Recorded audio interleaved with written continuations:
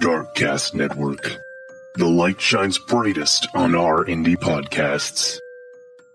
Welcome to Creepy Tapas, where we do the opposite of deep dives and bring you tiny tastes of terror connected by a common ingredient. True stories to haunt and chill you and the pop culture they inspired. Or at least the movies and books that remind us of them. Join us as we descend into darkness, beginning with the lighter side of our weekly topic, and wrapping with a full dark, no stars account of terror, madness, murder, and more. It's Creepy Tapas, y'all. So, this week, how many vampires am I supposed to give a shit about? So many. So many. Vampires in one form or another have inspired fear in the heart and fire in the loins for years. Fire in the loins. Ooh la la. Sexy vampires. Bow, bow, bow, now. I'm hungry for blood, baby. Trying to hold back my retractable fangs for so long. A really dumb parody. It's fine. From the vampire and Dracula in the 1800s to our modern day sexy vamps from the pages of Anne Rice or the True Blood franchise, our obsessions with these baddie bloodsuckers seems to be immortal. We all know monsters aren't real. So why do so many real-life terrors seem inspired by these winged night crawlers? What truths lie beyond the imagination in a world where reality is often more horrid than fiction? Come along, ghoul fiends, as we descend into darkness on today's episode of Creepy Tapas!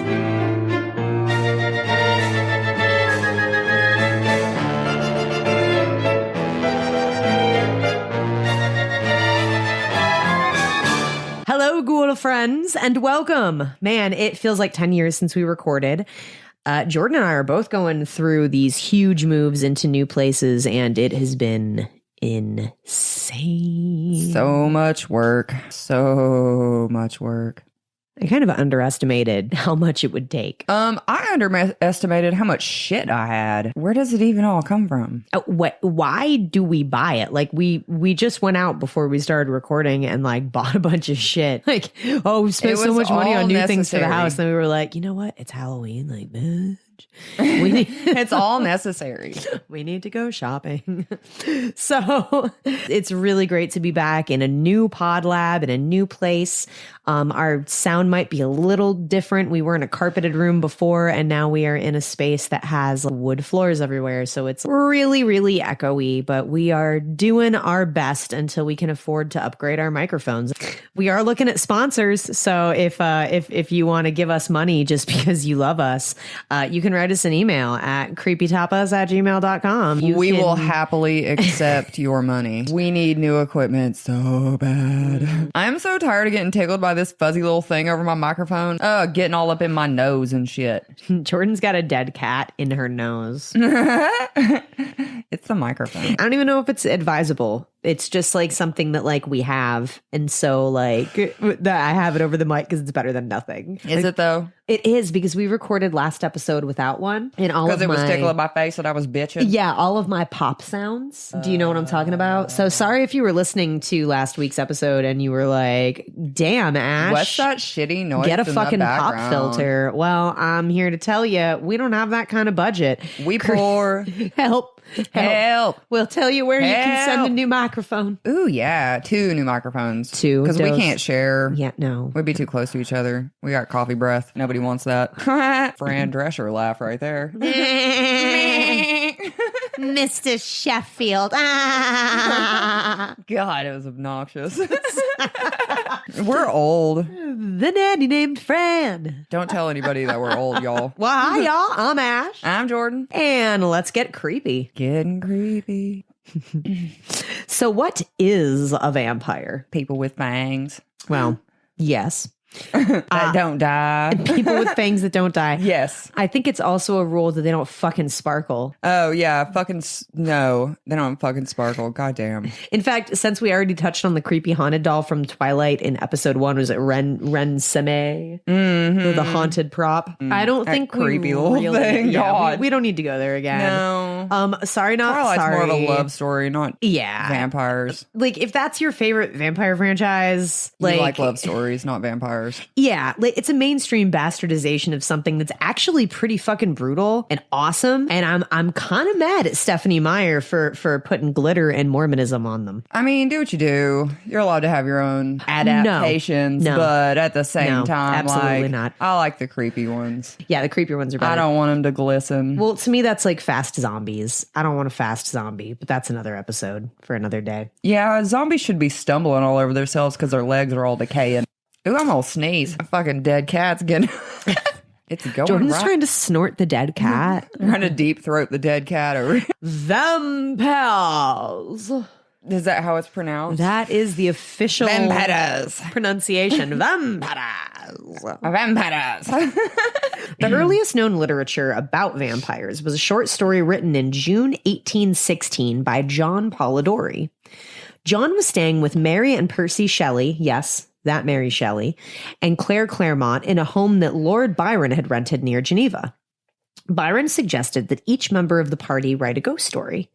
Both Frankenstein and the vampire, and this is vampire, by the way, spelt with a Y instead of the way that we spell it now with an I. The American spelling. Vampire. Vampire.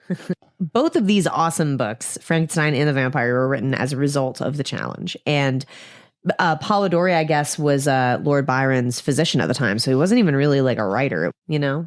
That's kind of cool. Well, the story was about seduction and murder, all in an aristocratic setting. So ye old rich lady falling in love with the cursed man, and everyone is powerless to stop what's coming. So her eventual surrender to his undead charms is inevitable. Yeah, you know. That old chestnut. Of course, this has evolved into 10,000 different stories. Bram Stoker's Dracula is the inspiration for vampires as we know them currently. The origins are often misattributed entirely to one real-life Romanian ruler. But like all authors, Bram had multiple sources of inspiration. An Irish native, Bram Stoker could not help but infuse Irish folklore into his original vampire. I don't know how to say this because it's in Gaelic. You want to take a crack at it, pal? Aberharked. I don't know. Well, he's a damn old shadowy and evil figure in Irish folklore is what he is. Yeah. It's spelled like it says Abhartak. We could just call him Abe. Yeah, we're just going to call him Abe. So he was a 5th century king who apparently was also a dwarf. I don't know. That was like specifically mentioned and everything about him that he was also a dwarf. The following is an excerpt of the tale from 1875. This dwarf was a magician and a dreadful tyrant. And after having perpetrated great cruelties on the people, he was at last vanquished and slain by the neighboring chieftain. He was buried in a standing posture, but the very next day he appeared in his old haunts, more cruel and vigorous than ever. And the chief slew him a second time and buried him as before, but again he escaped from the grave and spread terror through the whole country. The chief then consulted a druid, and according to his directions, he slew the dwarf a 3rd time and buried him in the same place with his head downwards, which subdued his magical power so that he never again appeared on earth. Well, that wasn't French. Yeah. Wasn't French. It wasn't French. Wasn't French. That was pretty damn close. That was quite Was close. it? Yeah. I couldn't have done that shit. See that? Well, it just sound like a redneck. He never again appeared on Earth. Never again. I never seen him again. I ain't never seen that guy. He done disappeared. Another muse for Dracula could be a classical poem, The Vampire, penned by Heinrich August Ossenfelder. In 1748, describes a vampire longing to love a young woman full of life and vitality. He's expressing how frustrated he is because she's listening to her super Christian mom, who's saying she needs to stay the fuck up out of that creepy old man's business. And she's like, he's not mortal. You need to get. The vampire then turns all predatory and he vows to creep into her bed to administer his kiss of death. Oh, wah, wah, wah. I sound like a cat. Sucky. What? Did you just say sucky? Oh, sucky, fucky, fucky, fucky? Sucky from True Blood. Oh. Sucky. Well, that's where my mind went. I am Bill Compton. I don't know why it doesn't sound anything like that. I am Bill Compton. Now you sound like Carmen. Hey! It's me, Bill Compton. That's got weird fast. Well, he was going to administer that damn old kiss of death. He was going to drain her blood, and he was going to take her life. What? Take it all the way. It was his. It was just going to be his. Another piece that could have also inspired Dracula is called Carmilla, a novella by Joseph Sheridan Lee Fanu. Oh, hey, use your Le French Fanu. accent. There you go. Joseph Sheridan Le Fanu. Yeah, that's probably You have to right. I'm like wiggling my shoulders. Yeah, like, you really got to get into it. Le Fanu. I'm wiggling too, and I ain't even doing nothing. Well, that was published in 1871, 26 years before Dracula was written. The story also contains romantic themes of vampiric longing. So this is like a thing, this like weird fetish. Shit, you got me tripping over it now. Fetish. Fetishize. They were just making it a damn old fetish is what they're doing. Anyway, Carmilla was written 26 years before Dracula, and it contains the same kind of themes. However, unique in concept for its time, the female vampire, Carmilla, desires another lady. You know, that makes me all warm and fuzzy inside. She was gay. Get her, girl. One ballad in particular relates directly to Bram Stoker's Dracula for sure. Gottfried August Berger. Berger. I love it. There's a fucking umlaut, you know? Yes. He wrote Lenore in 1773. The phrase, quote, "for the dead ride fast," is used, which, you know, that's badass sounding. And Stoker penned the same line in his novel, Dracula. So, yeah, it's a little bit of plagiarism. Yeah, that's what I was It's a little bit of plagiarism there. Yeah, you know. Yeah. But it's also widely accepted that Bram Stoker used stories and legends based around the deeds of the 15th century Romanian prince. A terrible man and a savage ruler, the prince's brutality against enemy troops won him a pretty solid reputation as someone you don't want to fuck with. He would balance you on a stake with sharpened points, and your muscles would just begin to quit on you like just regular fatigue, like you just can't stand there anymore, you know? Yeah. So the stake would impale you through the length of your body. Oh. Yeah, like, well, ugh. So that's where his nickname comes from, Vlad Tepes, which means Vlad the Impaler. So I'm sure you've heard that, you know, Dracula was based on. It's up to debate, it turns out. But making human popsicles was not his only method murder. No. There's more. There's more. So Vlad liked to keep his options open and his creativity flowing. And he would sometimes, you know, just boil or dismember or disembowel you while you were alive. He might also mutilate your organs, skin ya or scalp ya. But if it was Sunday and like if he was feeling lazy and like he just didn't really feel like the vibe, like he just couldn't get into it, he just would have an animal eat you alive instead. So, you know, that sounds like a fun choose your own adventure story. except you don't really get a choice. Oh yeah, I guess not. Yeah, it just kind of Surprise adventure story. There we go. Yeah. So there were rumors that he drank blood, but you know, there's really no evidence. He probably did. I mean, He sounds like a friggin' psychopath. it sounds like he was really into doing things for shock value, so I wouldn't be like, oh my god, you know, it sounds about right. But yeah, there is no evidence, so it might just be talk. But I could see him doing it. I mean, when you're boiling people, Well, I think he probably started like biting people's jugulars out or something. Christ, yeah, probably. And then blood running down his face, and that's where it took a big chunk out of their neck. He would be like, I'm blood bash. Well, he's a bit of a hero over there, and I don't know all the history. I don't. This is Creepy Tapas, y'all. Catting and speculating, and We're just having a nice day. yeah, really, just having a nice chat. having a nice chat. That's all. So, so yeah, he drank blood. Fuck it. Yep. So That's what happened. people said he even did this shit to women and children, which is super duper gross. He claimed 40,000 to 100,000 lives during his reign. But according to Dracula expert Elizabeth Miller, Stoker did not base Count Dracula's life on Vlad Dracul. But nonetheless, the similarities between the two, you know, I think they're pretty interesting. So they draw an interesting parallel for me. Definitely similar. Yeah, for sure.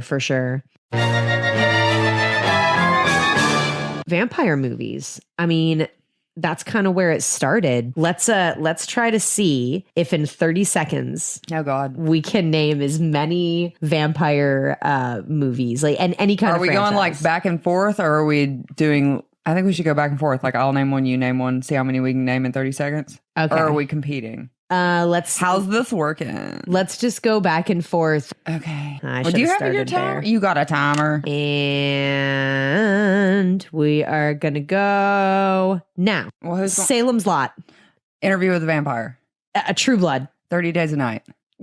Oh gosh. Lost Boys. Oh, I beat you. Queen of the Damned. I can't. Oh my god, I can't think of any. What? I know. John Carpenter's Vampires. Dark Blade. Shadows. Blade. No, Blade. Buffy the Vampire You finally Slayer. got one. Oh gosh, Jesus, I can't think. Lost Boys. Did I say that? 6. Oh, yeah, I did, but I 5. cut you off. Oh jeez, I can't. Oh, I choked. That's it. That's time. It's a good thing we weren't competing. I think I would have won. You just won it. Absolutely. And now that there's not pressure, oh my gosh, Let the Right One In is like one of my favorite vampire movies. What We Do in the Shadows. Dark Shadows is I said that amazing. one. Did you? I did say that one. Right on. There's so many that I love. And the other day I knew Have that you we seen were. What We Do in the Shadows? Shit's hilarious. Yeah, it is. It's really funny. Those guys, everything those guys do is fucking awesome. I They're like just the movie hilarious. so much more than the TV show, though. They did like a series. Yeah, I haven't seen the That movie series. was so funny, though. The movie, yeah. Yeah. So yeah, at any rate, gosh, I was even ready for that. Were you? Yeah, like I thought about it the other day. I was like listing them off in my head. Wow. Next time we do that, maybe I won't choke. Which one was your favorite? My favorite vampire? Ooh, Interview with the Vampire. That one's your favorite? I Yeah. I love that movie. However, I think 30 Days a Night is my favorite. Or Queen of the Damned. One of those two. 30 Days a Night was Fucking fucking Aaliyah dope. killed it in Yeah, Queen I of do. the Damned. You Oh know, my God, it was so good. It's a movie that when I watch it now, especially with the music, it definitely like dates itself. Like it's not the kind of thing that I'm like, oh, it's a timeless vampire. Like Interview with the Vampire, I think you can watch whenever. I feel like Interview with the Vampire is kind of timeless. Like you can watch it whenever. But it, and it feels like just a story. And even though there's some modern elements, like the guy is in his car and you know what I mean? But whereas Queen of the Damned, like the music and the style of the people. It's very early aughts. Like it has that. Yeah. Well, that's my era. Yeah. I mean, That's when we were that is. teenagers. Okay, well, 30 Days a Night's pretty timeless. 30 Days a Night was dope. Right? I love those vampires. And if you look, like I love the way it was shot too, because stylistically it looks just like the fucking comic book or the graphic novel. I really liked, there was a movie or a limited series that you and I watched recently about a priest that goes to a town. Yes, he went to an island. Yeah. Midnight Mass. Yes, that's what it was Midnight called. Mass. Good job. That Way to pull was- that out of your ass because I was never going to come up with it, but it was good. That was the shit. I can't believe I couldn't remember what it was Oh called. my God. Because you were the one that recommended it to me. And I was like, it was dope. It was so dope. So It if you was haven't seen good. it, check it out. Salem's Lot, I think, is my favorite. Like if we're talking about books, that's definitely my favorite. I think it's terrifying. The way he writes the vampires, they're not alluring, like they're monsters. I like my vampires to be monstrous in the same way that I like my zombies to be slow and dumb and like just like they should be like reanimated corpses to me because that's what they are. Like Yeah. they shouldn't have like physical strength or you know what I mean? Maybe they're because they're deteriorating. yeah, like maybe they're unusually flexible. Maybe as they're running, their arm flops and falls off. It should happen. They shouldn't even be able to run. It's not anything that's helping them. They're not acrobatic. No. You know? Yeah. They're dead. I think that's scary enough. A fucking dead body comes out like that. That's enough for me. Yeah, Like it I don't doesn't need need to it. be quick. I don't need it to run. No, Yeah. I don't need it to run. I don't need that. It's Nothing fine. scary needs to Fine. run. Yeah, nothing. Everything should just kind of Just like go slow so we can all get away. like Bela Lugosi, his Dracula that kind of glides towards you like. Woo. yeah. Just kind of push him back away. I want a slow pan, or like I just want just a slow zoom. That's all. You don't need to be quicker than that. No, there's no need. There's none. We are going to take a super quick break. And when we come back, we are going to start talking about some real life weird shit and some of the things that people have believed and still do believe about vampires. So People are crazier than hell. BRB. We're back with Here some we vampire are. shit. Do vampires shit? I don't know. I mean, if you live off of blood, would you just pee a whole lot? I wonder if their digestive system is like existent at all. I don't know. Well, anyway. We're going to have to do some research, apparently. Yeah, there's going to be some research on... We're not going to research whether or not vampires go to the bathroom. That's fucking disgusting. We're going to do a whole episode on monster Do anatomy. vampires waffle stomp? I don't know. Anatomy and physiology of mythical creatures. Do they need to bathe? Like, that would... They might waffle stomp. Well, I mean, if they don't bathe and they don't poop, then none of those things would happen. It's probably like a congealed like blood gel. That's Like so nasty. Well, I'm just saying, waste happens I mean, even if you're even to the undead. and mythical creatures and shit. Well, well, unicorns have sparkly poop. everything poops, pal. I know what to tell you. Belief is a powerful thing. People believe in all kinds of weird shit when they have an absence of knowledge and only their imagination to fill the gaps in. We've believed in all sorts of crazy shit through time, but I think the most wild things have happened before modern medicine. Take, for example, the Great New England Vampire Panic. Panic! In Griswold, Connecticut in 1990, bones were discovered by children who were innocently playing on a hillside. You never forget your first femur. I guess that right now. I would imagine probably not. Well, parents were skeptical of the children's claim, but their doubt was allayed when one of the children trotted home merrily with a human skull in his hand. Okay, yeah, just skipping along, what the fuck ever. Look, Mom, Halloween decorations. Initially believed to be victims of an active serial killer in the region at the time, police marked it as a crime scene and began investigating. Around 29 bodies were discovered. All buried in very simple wooden coffins, wearing simple attire without any jewelry or accessories. Their arms with their sides crossed over their chests. Apparently, this is referred to as thrifty Yankee style. I don't know what that means. So I guess there's jargon just all over the place. I ain't a thrifty Yankee. Like they were paupers, so they were put in like very simple burial garb and in a very simple coffin. Yeah, it's just thrifty. So the pores. The pores. Yeah, we're talking about the pores. I guess people weren't getting into debt yet, so. Yeah, for your funeral. Right. So if you were one of the pores, you just kind of got like a fucking box. Well, I mean, it's all you need. Yeah. Well, once an archaeologist came on the scene and was like, dude, these bones are over a century old. And determined that it was, in fact, a colonial era farm cemetery, dating the remains as far back as the 1790s. It is now known as the Walton Family Cemetery, but unmarked graves like this one were super common at the time, so nothing was really too unusual, except for one. Bum, bum, bum. Bum, bum, ba-na! Grave number 4. Grave number 4. Doo-doo-doo. The grave was the only one that was encased in stone, its top partially visible from a distance. According to the Smithsonian, when the team lifted the first of the large flat rocks that formed the roof, they uncovered the remains of a red-painted coffin and a pair of skeletal feet.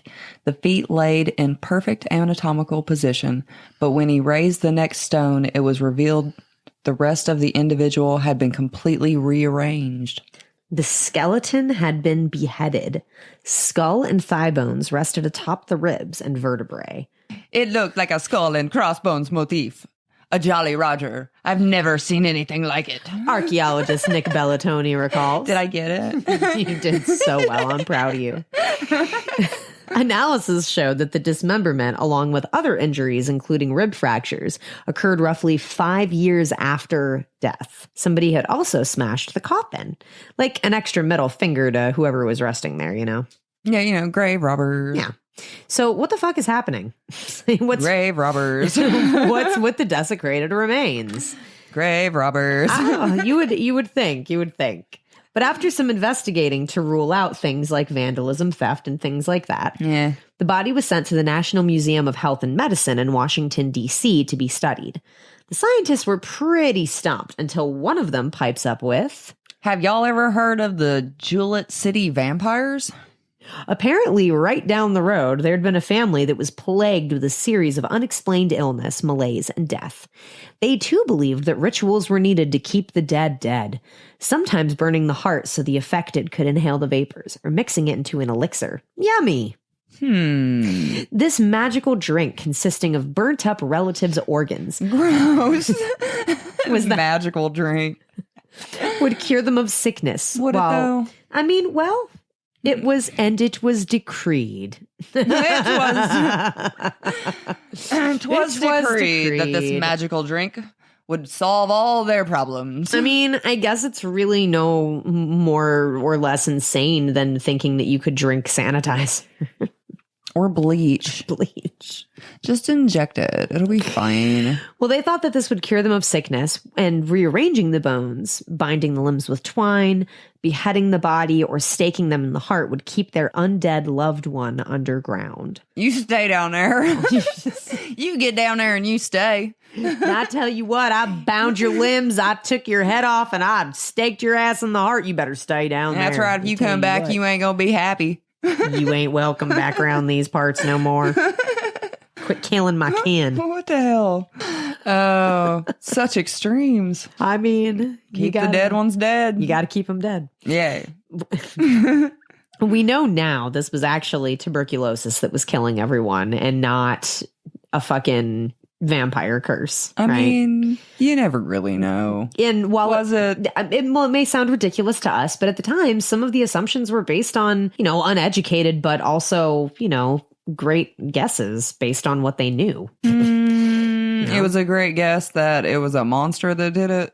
Well, they would dig up a body and they didn't know that the cold ground was going to keep the flesh of the dead preserved, basically acting like a refrigeration unit. So if a bunch of members of a family passed away in quick succession because of something like tuberculosis or consumption in some cases, they would exhume a body that had been dead for several years or months or what have you. And they would still have like preserved skin. So they would be like, oh my God, she's been like coming out of her grave at night to feed on the living and like her and she's been killing her relatives and they would, divine from things Why like are they that. digging up dead people in the first place? Because that was the lore. And it all kind of came from like different mythology and like literature. But I guess it was basically like fake news has existed It's fake news forever and people have been spreading it forever. And sometimes the end result is, unfortunately putting your sister's organs in a blender and drinking them, I guess. Or inhaling the vapors or whatever they were doing with it. But they would dig up the body and it would be preserved. And then when they would stake the heart, natural gases that had built up in the body over time. They'd go...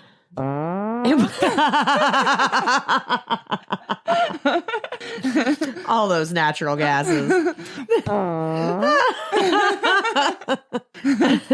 Well, they interpreted it as sort of like a screaming sound, which I've had a few like that are more like. This is more. Is that a screaming noise? It's more of a squeal, huh? Well, they would hear this and they would think that. Okay. So they would interpret that as screaming.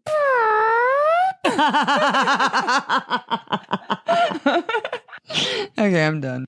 And also, too, bloated organs would make it look like they had recently eaten. They didn't understand that, like, this was all just, like, a normal fucking decomp. They were like, oh, a vampire. You must be a vampire. Must be. And they're not in these, like, coffins that are keeping them away from the elements. It must have smelled fucking just awful. Like, I can't imagine, like, digging somebody up and, like, dismembering them. Like, oh, we have to cut their head off and rearrange their fucking, like... And then their heart farts. Christ. I I get tickled. You can't have them heart farts. Y'all need to just chill out. You may have heard about Mercy Brown from Alan Menke's Lore, which is a podcast I fucking highly recommend. Anything by Alan Menke is just awesome. The Ray family of Jewett City was no different from Mercy Brown's family. And neither of these were isolated or unique incidences. Violated corpses, often found with cracked rib cages, are surprisingly common in the Northeast. So if you mix this fear of this unknown medical issue, whether it's consumption or tuberculosis, with this really weird religious climate of the day, it's sort of a perfect storm for this kind of thing. And it's what we do best, like we were talking about earlier, like misinterpreting things and assigning weird meaning to what we interpret. So only 10% of the population at the time belonged to a church. Rhode Island specifically was founded by religious dissenters. Linford Fisher, a Brown University colonial historian, told the Smithsonian, quote, "The missionaries come back and lament, there's no Bible in the home and no church going whatsoever." So instead of religion, everyone believes in these really wild superstitions like magical healing springs or bodies that would bleed in the presence of their murderers. Wouldn't that be handy? I wish that shit was true. Yeah. That'd be dope. A lot easier to fucking put the body in front of a lineup and be like, all right, start talking. Who did it? Weird practices like burying shoes by the fireplace to catch the devil. I mean, like, we really should do a whole episode on it. Like, there's so much weird shit that people believed in back in the day. They would even carve hex symbols above doorways like we did in that Airbnb. We did do that. We did. We're awesome. We put a bunch of pentagrams everywhere. What's it? On like the undersides of stuff. We drew a couple pretty complicated runes. Remember, we Googled things. Yeah, like behind picture frames and stuff. 10 out of 10 would recommend. It was really funny. I mean, we were super drunk. Yeah. Like, we should just draw a bunch of pentagrams on some shit. Well, and we did. So I really wish drunk. Okay, well, I was. Yeah. But I really wish I could be there when whoever finds it and be like, see their reaction to finding a pentagram behind a picture frame or like underneath the bottom side of the coffee table. Or oh man, it's just such an awesome thing, and it sucks that like the big one on the floor underneath the bed. Oh my god, that's right.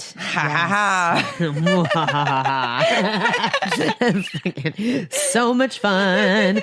Well, Rhode Island folklorist Michael Bell has exhumed nearly 100 bodies that were disinterred, violated, and reburied in similar fashion. Ribs caved in from stakes in the heart, bones rearranged, and all that icky jazz. Michael Bell believes, and he has a very good reason to, that there are hundreds left to be discovered. He told the Smithsonian, quote, "You read an article that describes an exhumation and they'll describe a similar thing that happened in a nearby town. The ones that get recorded, and I actually find them, are just the tip of the iceberg."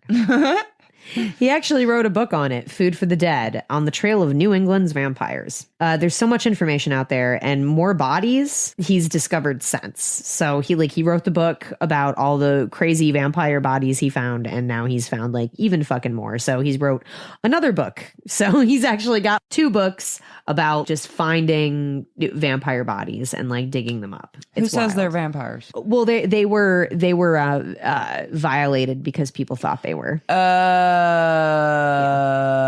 them dead people that got violated. Yeah, like he's cool. I really am into his work. Like he's trying to bring put people back together and record who all these people were, and bunch of damn Humpty Dumpties.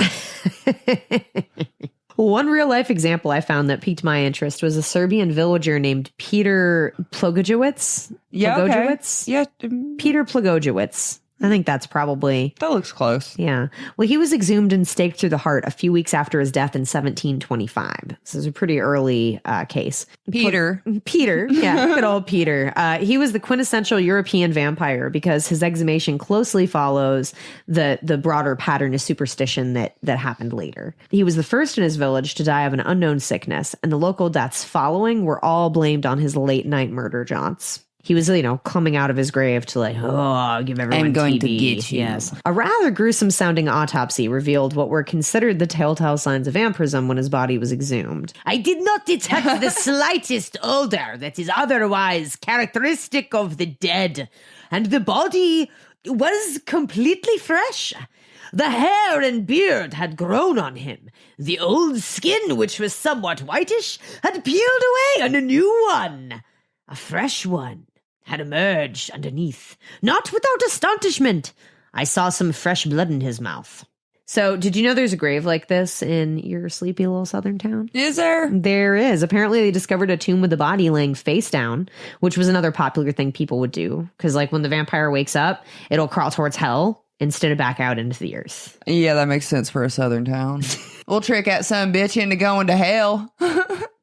It's like the blue rooms in Key West. Like, I they'll just swear. think that's the sky, and they'll go to heaven instead of coming in. Yeah.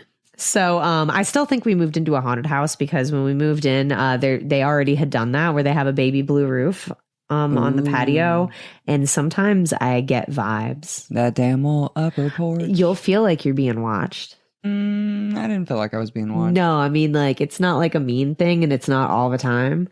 But sometimes when you're alone, like in the house, like, I don't know if it's just the corners or like shadows or what, but sometimes I'll be like, oh, TJ's right behind me, and I'll turn around and like nothing's there. Yeah. That's what you get for moving into a 100-year-old house. Worth it. Fucking worth it. Sometimes I listen to music from the 30s just to like make it happy.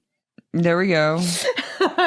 What kind of music do you like, Ghost? What are you I'll into? hook it up. What are you into? I got iTunes. I can find whatever you want. I'm on Spotify, bitch.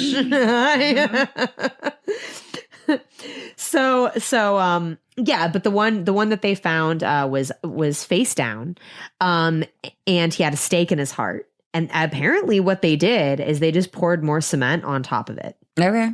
And that's in this really popular intersection in town. So it's across from City Hall and like that Baptist church. Yeah, okay. Right there? So you know how the road kind of goes up for a second? Oh, okay. Mm-hmm. Oh, yeah. Yeah. Okay, I always bottom out right there. Yes, you do. And the reason you always bottom out and the reason they built it up is because there was that flood that happened because of the creek that's right there. Yeah, the underground creek. Right. So they had to build it up. And when they started digging things out, that's when they found that casket. What the fuck? Yeah. And instead of like removing him, they just fucking poured more cement over top. They were like, well, obviously, we ain't supposed to mess with that. Nope. So that's a superstitious southern town for you. Well, there's actually, so that's interesting. We should let Michael Bell, Vampire Hunter, know about it. Huh. I have lived there for a whole lifetime. Yep. I'm not going to tell y'all how long, but I never knew that was a 22 years. 22. I mean, I just told them I was a teenager in the early 2000s. I think they could figure it out. Yeah. Figure it out. Maybe. You know your rules, pal? Your vampire rules? No. Well, you need to know them or you'll get your blood sucked out of your neck. Okay. Yeah, I guess so. I know they don't like garlic. Yeah, they don't like garlic. That's how you keep them from whispering sweet nothings in your ear. Stick a little bit of garlic in your ear. Like a garlic earring? Yes. Garlic earrings. Wait, is that legit? No. Oh. I mean, there's like, some kind of like... I didn't see that in my research, but that's really fascinating if that's true. I don't know. Well, I was going to tell you something about the damn garlic in the ear. The garlic like when ear? you have a cold or something. It's like some kind of old time remedy. Or like in your nostril? Do you put it in your nostril? You put it in your ear for something like maybe an ear infection or something. I don't Do you know what the fuck Jordan's talking about? Write us. creepytapas@gmail.com. Putting garlic in the ear. Yeah? I mean, I feel like it's a thing. I've heard of it. Flu before. remedy? It's probably not a thing. Maybe don't. I'm not falling down that rabbit hole. Don't shove right garlic now. in your ear. It's just not a good idea. Don't put garlic in your ears or marbles up your nose. No, nothing. None of these things. Like, just chill out with all your orifices. Know your rules. You want to go through a few? Okay. Oh, I do know these. I don't know what I was talking about. Garlic. Oh, well. They cannot come inside unless you invite them. Knock, knock. Who is it? Do you have a moment to talk about vampires, ma'am? I sure do. You do? I do. Would you like to come in? Why, I would love to come in. Thank you. And that is a great example of what the fuck not to do. Okay? Don't let him in. That's how you die. Like, I'm not trying to victim blame, but you let if you in that scenario, like her, let the vampire in. I mean, what if it was a lady with a vampire fetish? I mean, you gotta know who you're knocking on the door. I'll tell you what, I have a mirror by my front door. Oh. Mm-hmm. So if someone comes to the door and I don't see their reflection, I mean, you have a camera too. They wouldn't show up on your camera. I do not want your pamphlet, Mr. Vampire. I do not want to be educated on vampires today. No, you can leave it in my mailbox. I'll read it. I'll read it, but you ain't coming in. Sunlight burns, weakens, or explodes them, or in some cases makes them fucking sparkle. No, in no cases. Okay. Twilight is not on this podcast. We are not. Makes them fucking sparkle. Ow! Well, sunlight also burns me or weakens or explodes me, so I can I get burnt real easy because I'm super white. See, well, look at that. We're vampires. I'm just white as hell. Yup. You can kill one by putting a stake through their heart. Stake through the heart and you're to blame. I feel like the only way to do this is when they're sleeping, so you got to know where it sleeps, and that's like... in their coffin. Yeah, and that's like a super duper... like, that's like their secret. Like, that is the secret of the vampires. Like, whoa, don't find out my secret. And it's like where they sleep. Yeah. Like, that's like the thing. So, yeah, because that's when they're most vulnerable. yeah, so good luck on that, dude. They have someone guarding them too. Yeah, so I think you're better off with the preventative measures rather than going for the...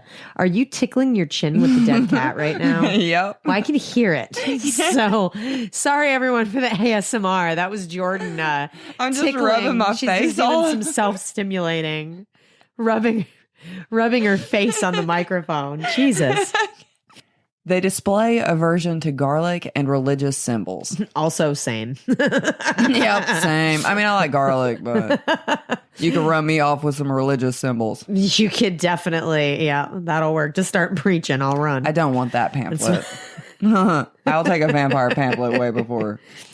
Well, did you know that you can actually buy vampire hunting kits online? I'm sure you can. Mm-hmm. It's pretty dope. I mean, what the hell can you not buy online? I was actually surprised when we went to Spirit Halloween earlier that we didn't find any, because I was banking on finding one and being like, look, we've got, like, I was going to talk about it, like, yeah, we've got this, but, you know, we don't. So we don't. Anyway, it wasn't even worth mentioning. But we did anyway. But you can, yeah, they have novelty ones, and you can actually buy real life vintage kits from like the fucking 1800s. It's wild. What? Yeah.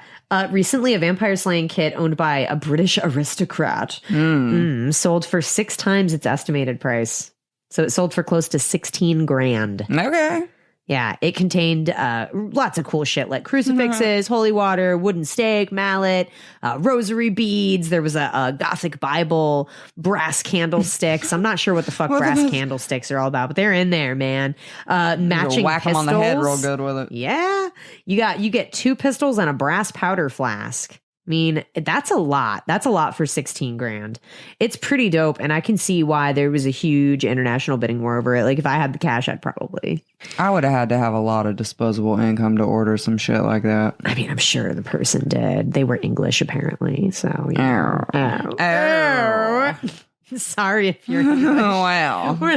We don't really have disdain for you. It's coming from the pores. The pores. We can't afford shit. My vampire kit. I know. It's probably sitting in somebody's fucking closet. Like, I would make a display out of that.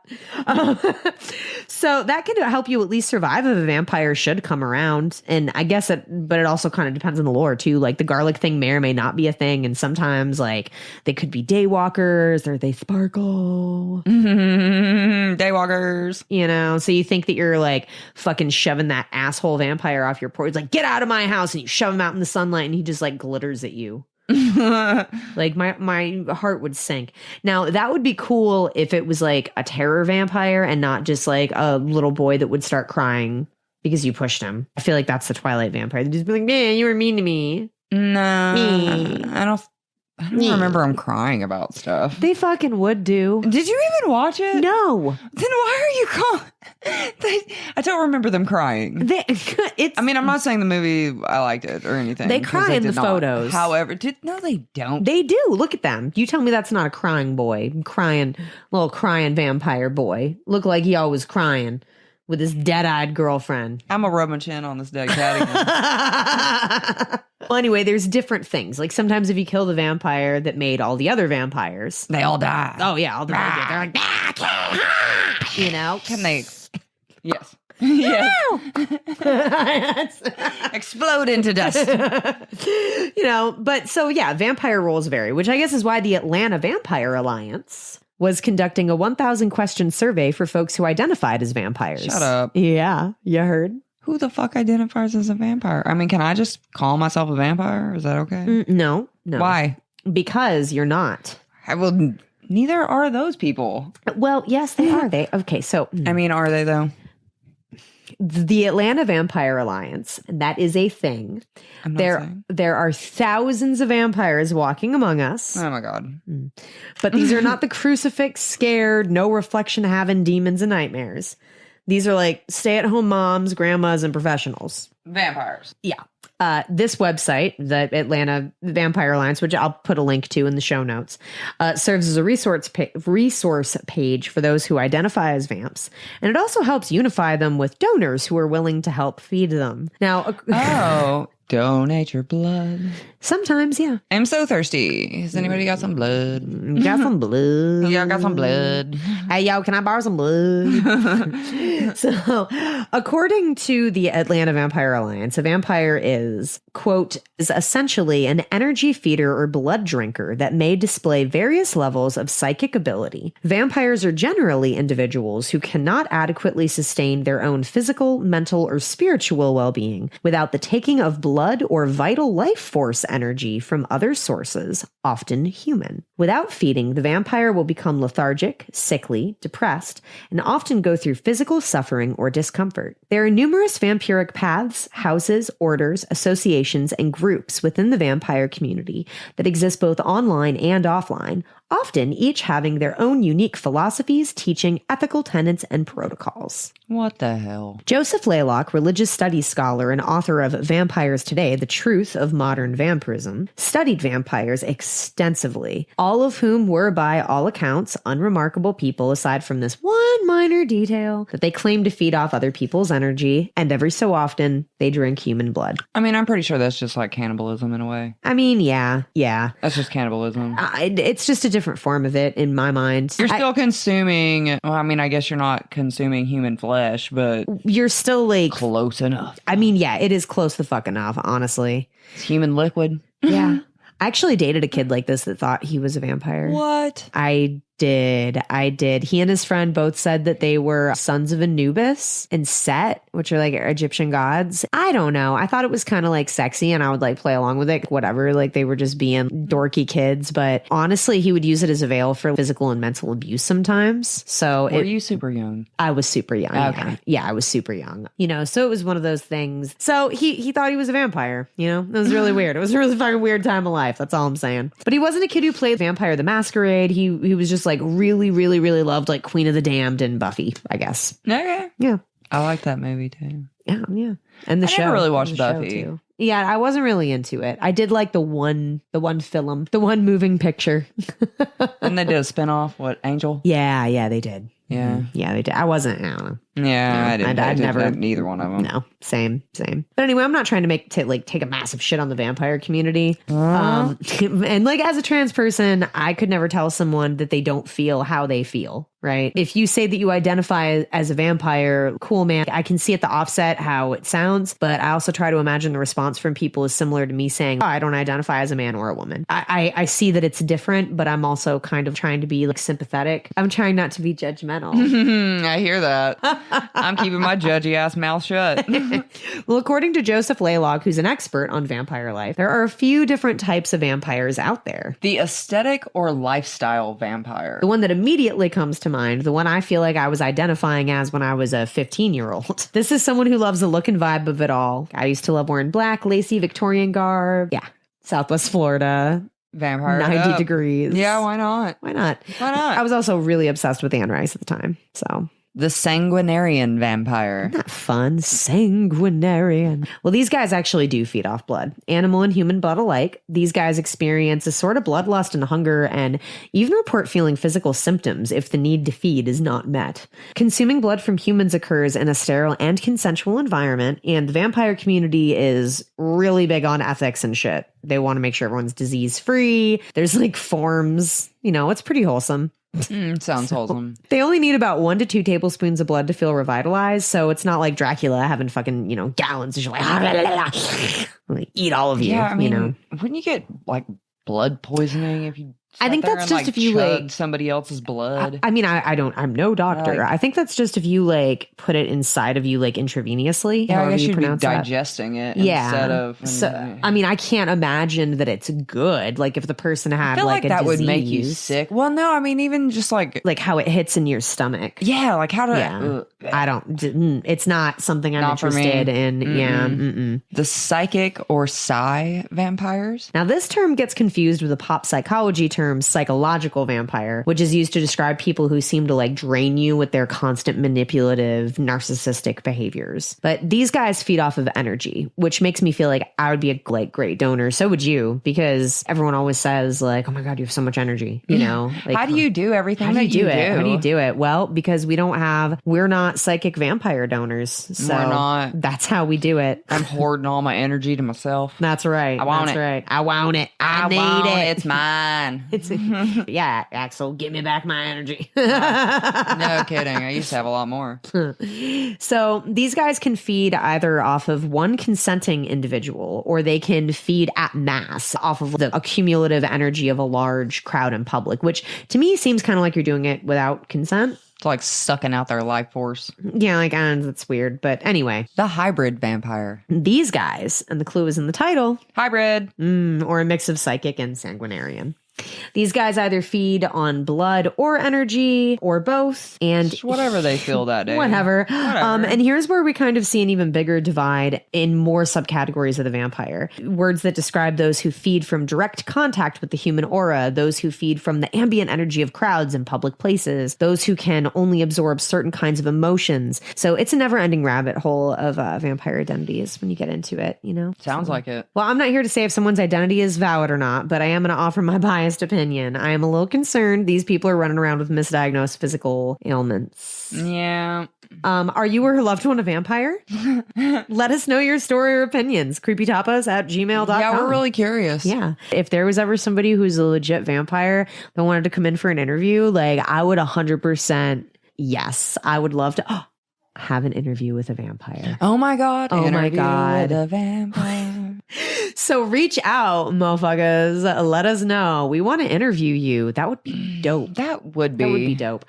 And guys, that is our first part of our 2-part series. So part 2 will be another time. It will be. And it's going to be dark as hell because Dark AF, y'all. Dude, I dug into like. Did I sound like a teenager? You really did. It's going to be dark AF. So like buckle the fuck up, bitches. God. But next week, we're going to go super duper dark and we're going to talk about 2 really, really fucked up true crime cases.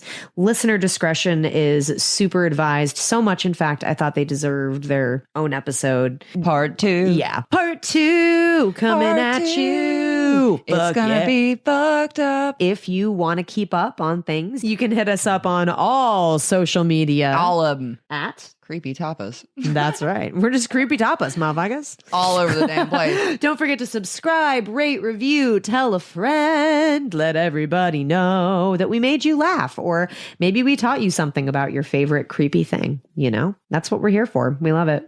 Are we teaching people things? We are teaching people things. Are we? Sanguinarian. I didn't know what the fuck that word. No, that's a new word. That is a new word. Also, I didn't know that there were real vampires. But, you know, It's questionable. Jury's out. It's questionable.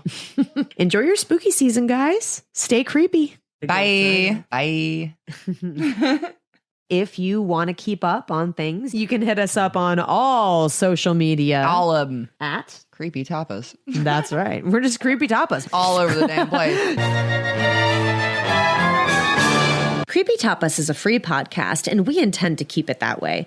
But if you like what you hear and want to support us, please like, rate, and review. It helps us grow so we can keep serving our tiny tastes of terror to amazing listeners like you. We would love to hear from you, so send us your personal stories to creepytapas@gmail.com. We are self-written and recorded with production by Freddy Cat Productions, music by Kevin MacLeod, and graphics by Panther Creek Graphics. Darkcast Network. The light shines brightest on our indie podcasts.